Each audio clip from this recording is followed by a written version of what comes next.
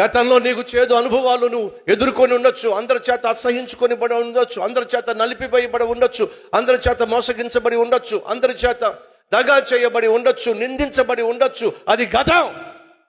కానీ అదే గొంగళి పురుగు ఏం చేస్తుందో తెలుసా?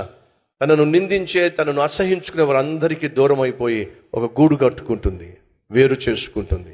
ఆ గూడులో కొంతకాలం అలాగే మౌనంగా ఉండిపోతుంది. దేవుడు ఏం చేస్తున్నాడు? అందరి చేత అసహించబడిన, అందరి చేత గేలి చేయబడిన, నలిపివేయబడినటువంటి గొంగళి పురుగు తను ప్రత్యేకించుకున్నప్పుడు ఆ గొంగళి పురుగు షెల్లలో నుండి బయటికి ఎవరు వస్తారు చెప్పండి? సీతాకోక చిలుక. ఒక గొంగళి పురుగునే దేవుడు సీతాకోకను చేయగలిగితే నీ గతాన్ని నా దేవుడు ఎంత అద్భుతంగా మార్చి నేను అద్భుతమైన వ్యక్తిగా తీర్చగలడో ఒకసారి ఆలోచించు. Don't turn back.